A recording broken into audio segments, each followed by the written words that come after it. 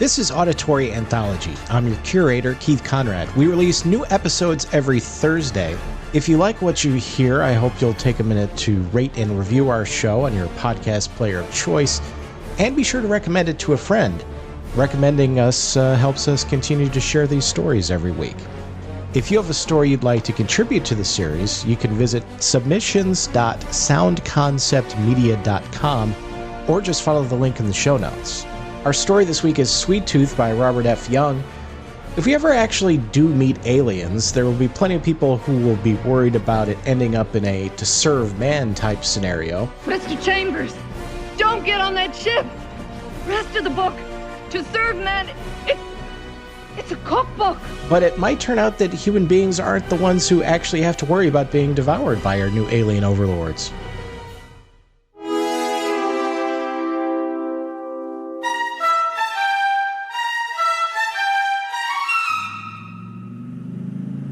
Sugardale, 3 miles, the state highway sign said. Dexter Foote turned into the side road that the arrow indicated. He had no way of knowing it at the time, but by his action he condemned his new convertible to a fate worse than death. The side road meandered down a long slope into a wooded hollow where a breeze born of cool bowers and shaded brooks made the July afternoon heat less oppressive. A quantity of the peak that had been with him ever since setting forth from the city departed. There were worse assignments, after all, than writing up a fallen star. Abruptly he applied the brakes and brought the convertible to a screeching halt. His blue eyes started from his boyish face. Well, they might. The two Humpty Dumpty-ish creatures squatting in the middle of the road were as big as heavy tanks and, judging from their skin tone, were constructed of similar material. They had arms like jointed cranes and legs like articulated girders. Their scissors-like mouths were slightly open, exposing maws the hue of an open hearth at tapping time. Either they were all body and no head, or all head and no body. Whichever was the case, they had both eyes and ears. The former had something of the aspect of peak holes in a furnace door, while the latter brought to mind lopsided TV antennas. As Dexter watched, the foremost of the two metallic monsters advanced upon the convertible and began licking the chrome off the grill with a long, tong-like tongue. Meanwhile, its companion circled to the rear and took a big bite out of the trunk. There was an awesome crunch, and the convertible gave a convulsive shudder. At this point, Dexter got out and ran. More accurately, he jumped out and ran. 100 feet down the road, he stopped and turned. He was just in time to see monster number 1 bite off the right headlight. Crunch! Not to be outdone, monster number 2 bit off the right taillight. Crunch! Crunch! An acrid odor affronted Dexter's nostrils, and he discerned a faint yellow haze hovering above the convertible. The rear wheels went into 2 bites. The 250-horsepower motor required 3. Crunch! Crunch! Crunch! The upholstery caught fire and began to burn. A gout of flame shot up as the gas tank exploded. Far from discouraging the two monsters, the resultant inferno merely served to whet their appetites. Crunch! Crunch! Crunch! Crunch! Dexter's shoulders sagged, and the spot next to his heart that the convertible had shared with his best girl gave a spasmodic twinge. Removing his suit coat and slinging it over his shoulder, he turned his back on the grisly repast and set out sadly for Sugardale. He had not gone far before his stalled thought processes got into gear again. The falling star he had been assigned by his editor to write up had been an unusually brilliant one according to the report the paper had received. Maybe its unusualness did not stop there. Maybe it was something more than a mere meteorite. Certainly the two monsters could not be classified as local woodland creatures. All of which was fine as far as copy was concerned, but it didn't bring his convertible back. Presently he saw the 2 sizable deposits of slag at the side of the road, and approaching them more closely he discovered that they were still warm. Could they be the remains of a previously devoured automobile, he wondered? What an ignominious fate, indeed, to overtake a car! He looked at the two deposits once more before moving on. All he could think of were two piles of elephant dung. A mile and a half later, he emerged in a small valley that sported a handful of houses, a scattering of business places, a church or two, and a goodly number of trees. A roadside sign informed him that he had reached his destination, that its population was 350, and that its speed limit was 20 miles per hour. The population, however, was nowhere in evidence, and the speed limit seemed silly in view of the absence of cars. A scared-looking housewife upon whose door he knocked told him he'd probably find the local minion of the law at the Sugardale Inn, sucking up beer the way he always is when he should be out earning his money. The inn turned out to be a sagging three-story structure in desperate need of a paint job. There was a Model A sedan parked in front of it, the first automobile Dexter had seen. Formerly, the establishment had provided a haven for weary travelers. Now it provided a haven for contented cockroaches. Its 19th-century bar was a collector's item, and standing at it, 1 foot propped on the brass bar rail, was a lone customer. He was tall and thin, and somewhere in his 60s, and he was wearing blue denim trousers and a blue chambray shirt. There was a lackluster badge pinned on the fading shirt front, and a beat-up sombrero sat atop the graying head. "Sheriff Jeremiah Smith at your service," he said calmly when Dexter dashed up to him. He took a sip from the schooner of beer that sat on the bar before him. "Got troubles, have you, young man?" "My car," Dexter said. "I was driving along the road and—" "Got ate up, did it? Well, it's not the first one to get ate up around here." Jeremiah Smith faced the doorway that led to the lobby. "Mrs. Creasy, get this young man a beer," he called.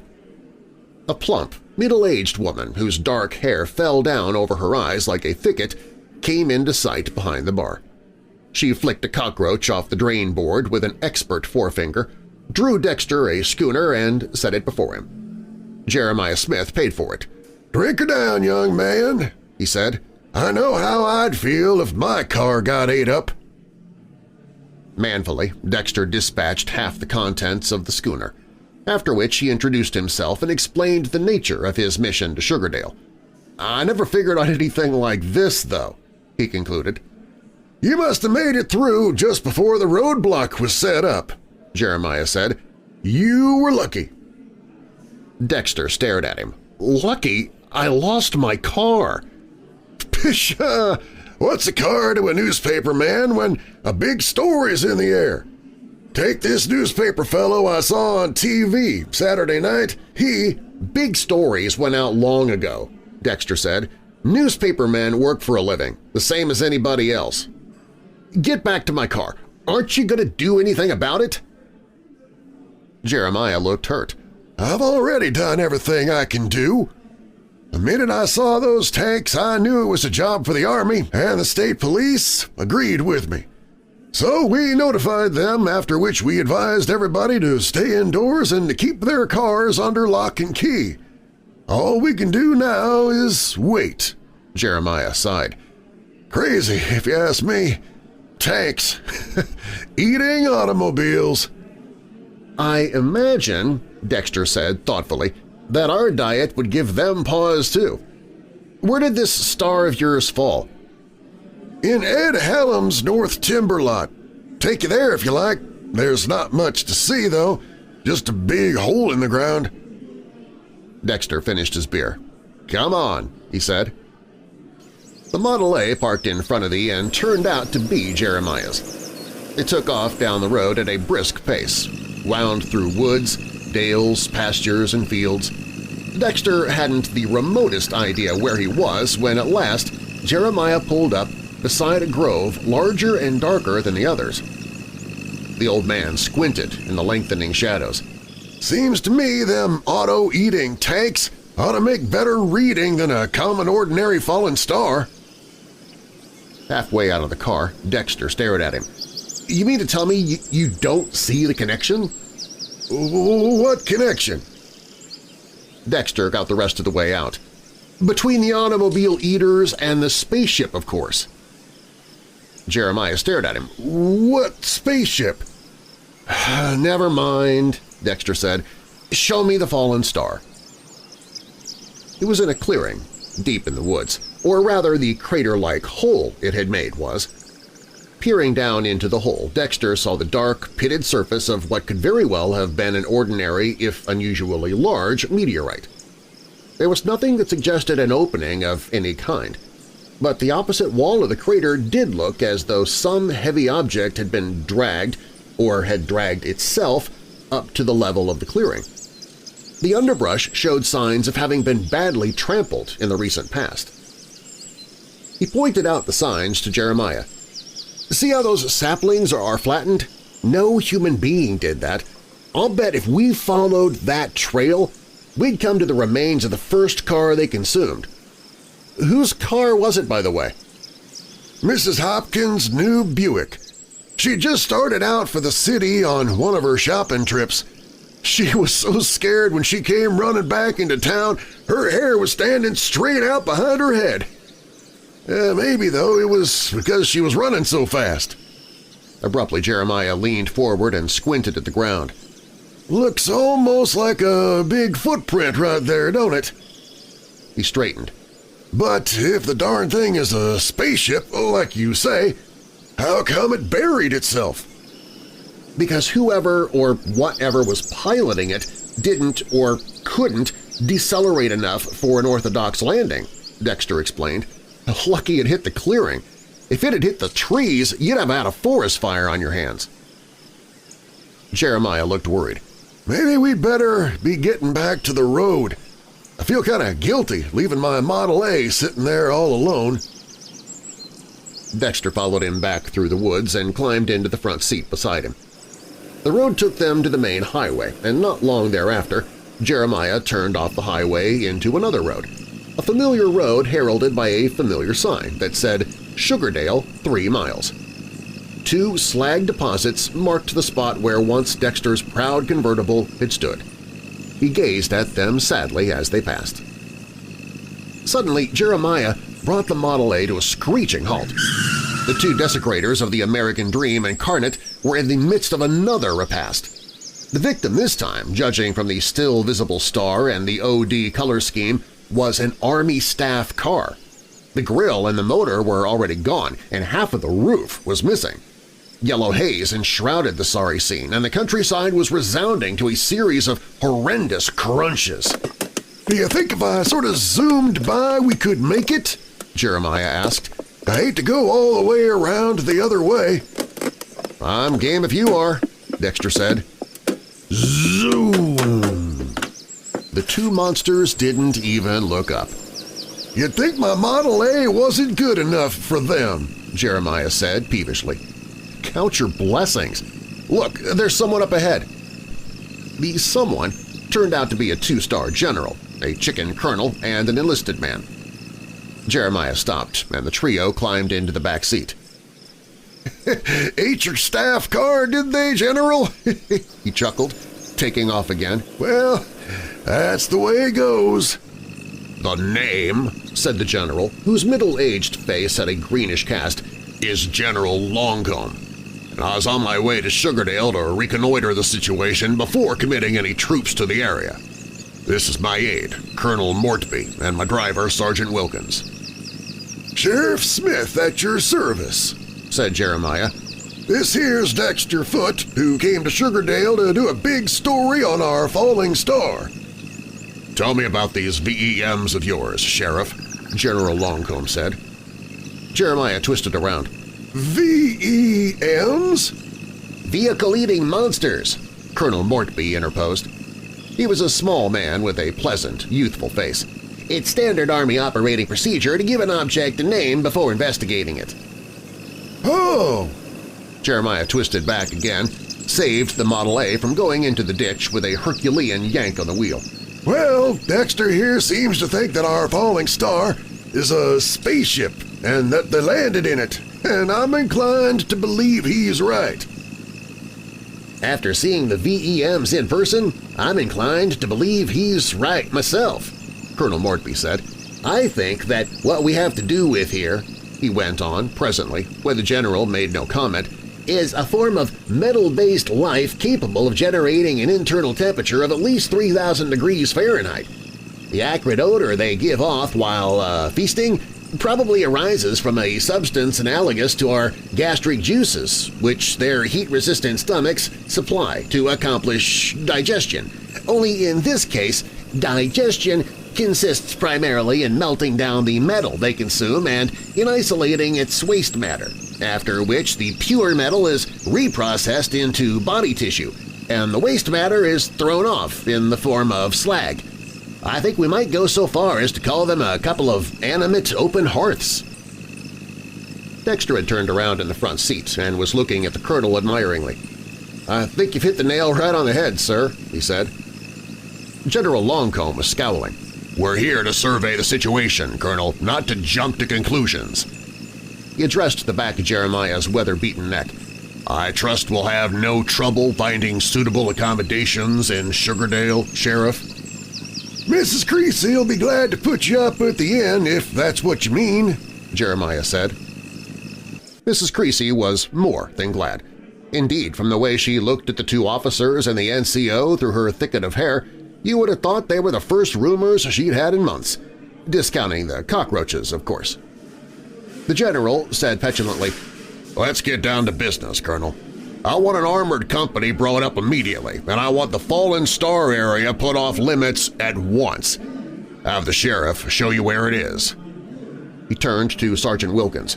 "Sergeant, get on the phone as soon as the Colonel gets off it and arrange for my personal Cadillac to be delivered here first thing."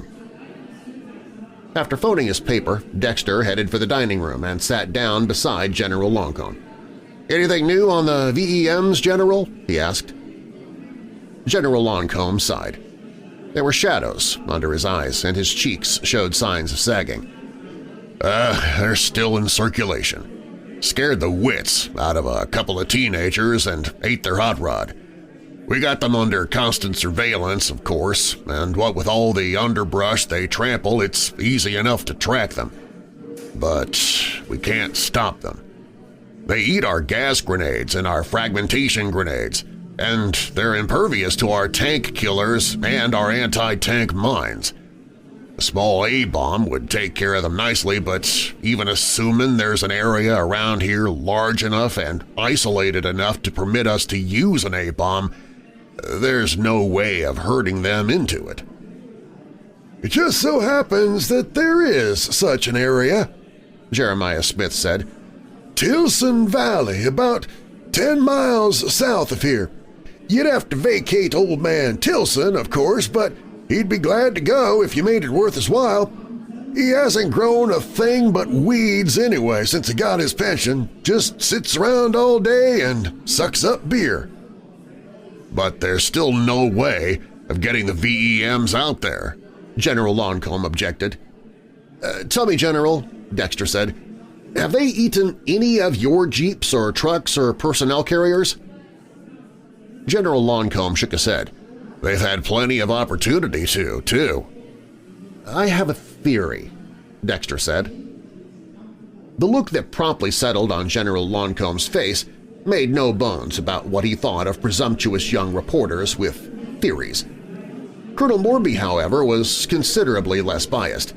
"It won't do any harm to listen to what he's got to say, sir," he pointed out, "and it may even do some good. It'll be at least a day before the ship is excavated, and even then we may not know any more about the sort of life forms we're dealing with than we do now." Dexter needed no further invitation.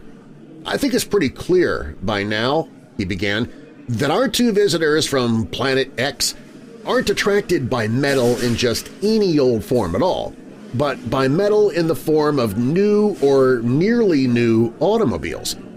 This strongly suggests that their landing was unpremeditated, because if it had been premeditated, they would have come down in a section of the country where such metallic concoctions are in plentiful supply, near a city or a large town or close to a heavily traveled throughway. But what is it about these new cars of ours that they find so irresistible? Let's try an analogy. Suppose that one of us had gone into a bakery to buy a birthday cake, and that money is no object. Which cake is he most likely to buy? The answer is obvious, the one with the most visual appeal. To return to our visitors from Planet X, suppose that all their lives they've been eating metal in various but uninspired ingot forms, the metallic equivalents, let's say, of beans and bread and hominy grits. Now, suppose they find their way to another planet where visual appeal in metallic creation is a major occupation, and suppose that shortly after disembarking from their spaceship they came upon a new convertible. Wouldn't they react in the same way we would react if all our lives, our diet, had been confined to beans and bread and hominy grits, and we traveled to another planet, disembarking, and came upon a delicious birthday cake just begging to be eaten? Wouldn't they make pigs of themselves and start looking for more cakes? But if it's the ornate nature of our late-model cars that attracts them, why did they eat the staff car? Colonel Mortby asked. And why did they eat the teenager's hot rod and our gas and fragmentation grenades? I suggest, Dexter said, that they ate the staff car because at the moment there weren't any other cars immediately available. As for the teenager's hot rod, I imagine it was loaded down with enough chrome accessories to sink a battleship. And as for the grenades, your men threw them at them first, did they not? Colonel Mortby nodded. I see what you mean, sort of like throwing candy to a baby. I'll buy your theory, Mr. Foote. And now, if I may, Dexter continued, I'd like to propose a means of getting rid of our unwanted visitors from Planet X. General Longcomb sighed. Very well, Mr. Foote. Go on. You mentioned earlier, sir, that there was no way of herding the VEMs into an isolated area. However, I think there is a way. Suppose we were to remove all of the automobiles from the vicinity with the exception of one. And suppose we were to park that one in the middle of Tilson Valley as bait, with a remote-controlled A-bomb underneath it. But how would they know that the bait was there? Through association, Dexter said. All of the automobiles they've consumed thus far were in operation shortly before they began to eat them. So by now they must have established an unconscious relationship between the sound of the motors and the taste of the metal. Therefore, if we keep the bait idling and set up a PA system to amplify the sound, eventually they'll hear it. Their mouths will salivate and they'll come running. General Longcomb offered no comment. He appeared to be deep in thought. My car is in West Virginia, Colonel Mortby said. My car was eaten, Dexter said. General Longcomb opened his mouth. My car, he began. Sergeant Wilkins entered the room and saluted smartly. The General's Cadillac has just arrived, sir, he said. Old Man Tilson cooperated readily enough. Once he was assured that he would be indemnified not only for his ramshackle house but for the young mountain of beer bottles that stood in his backyard, and the command post was moved forthwith to the lip of the valley. Jeremiah Smith was allowed to go along as an observer, and Dexter was accorded a similar favor. By evening, everything was in place. The Colonel's Cadillac, parked in the valley's center, had something of the aspect of a chrome-bedizened lamb resting on an altar of crabgrass, buttercups, and mustard weeds. Surrounding it were half a dozen floodlights. Suspended over it was a microphone. Standing next to it was a pole supporting 3 PA speakers, and located several hundred feet away was a TV camera. Beyond this impressive display, Old Man Tilson's homestead could be discerned, and beyond the homestead rose his mountainous collection of beer bottles. Colonel Mortby came out of the command post tent and walked over to where Dexter and Jeremiah were standing. Looking down into the valley, he handed each of them a pair of cobalt blue glasses. "If you watch the blast, make sure you wear these," he said, raising his voice above the amplified purring of the Cadillac's motor. "You'll be glad to hear that the 2 VEMs are already on their way, Mr. Foote. Our walkie-talkie squad just called in. However, the creatures move so slowly that they probably won't be here before dawn." Dexter came out of a brown study. "One thing still bugs me," he said. Why should two members of a race of extraterrestrials, technically intelligent enough to build spaceships, behave like a pair of gluttonous savages the minute they land on another planet? But you explained that, Jeremiah pointed out. They just can't resist eating American automobiles. I'm afraid I got carried away by my analogy. Civilized beings simply don't go running across the countryside the minute they land and start grabbing up everything that strikes their eye. They make contact with the authorities first, and then they go running across the countryside and start grabbing up everything that strikes their eye. Colonel Mortby grinned. You got a good point there, Mr. Foote. Well, I'm going to see if I can't grab 40 winks or so. It's been a trying day. Me too, Jeremiah said, heading for his Model A. Left alone, Dexter wedged the flashlight in the fork of a little tree, sat down in its dim radiance, got out a pen and notebook, and began his article. The Solid Cheese Cadillac, he wrote, by Dexter Foote. Dawn found him dozing over page 16. There they are, someone shouted, jerking him awake. The filthy fiends! The someone was General Longcomb. Joining him, Dexter saw the two VEMs. They were moving relentlessly across the valley floor toward the helpless Cadillac. Jeremiah came up, rubbing his eyes. Colonel Mortby could be discerned through the entrance of the command post tent, leaning over a technician's shoulder. The two VEMs reached the Cadillac and began licking off the chrome with their long, tongue-like tongues. General Longcomb went wild. He waved his arms. "Monsters!" he screamed. "I'll blow you to Kingdom Come personally!" and stomped into the tent. Dexter and Jeremiah started to put on their cobalt-blue glasses. Abruptly, thunder sounded, and a shadow darkened the land. Looking skyward, Dexter saw it. The ship. The saucer. Whichever word you cared to apply to it. But whichever noun you choose, you had to prefix it with the adjective gigantic, for the ventral hatch alone, which had just yawned open, was large enough to accommodate the Sugardale Methodist Church.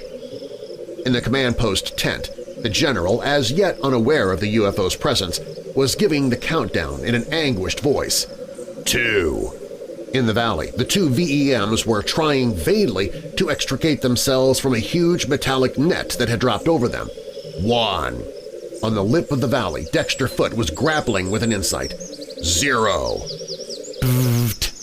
It wasn't a dud after all, General Longcomb said. They canceled out the chain reaction with some kind of ray. I wonder. He shook his head wistfully. What a weapon, though. He and Colonel Mortby and the tech were standing by the chrome-stripped carcass of the Cadillac. Dexter and Jeremiah had just come up. My theory turned out to be a little bit off-center, Dexter said. You see, I overlooked the possibility that our children aren't necessarily the only galactic small fry who run away from home and get themselves in Dutch. My birthday cake analogy still holds true, but I would have done better to have compared our late-model automobiles to appetizing candy bars or Easter baskets filled with jelly beans and chocolate chickens. The general regarded him blankly. I'm afraid I don't follow you at all, Mr. Foote. Did you ever turn a pair of hungry kids loose in a candy store, sir? Understanding came into General Longcomb's eyes then, and he turned and gazed sadly at his chromeless Cadillac. I wonder if they have castor oil on Planet X, he said.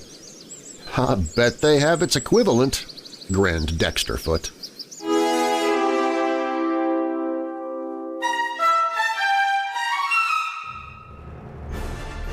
Auditory Anthology is curated and produced by me, Keith Conrad. Your narrator is Darren Marlar. Be sure to check out Darren's award-winning paranormal podcast, Weird Darkness, available at WeirdDarkness.com and your podcast app of choice. This week's story was Sweet Tooth by Robert F. Young. It appeared in Galaxy magazine in October of 1963. Coming up next week, Scent Makes a Difference by James Stamers. If you could meet different versions of yourself from alternate realities and were looking for help, how anxious do you think you would be to lend a hand to you?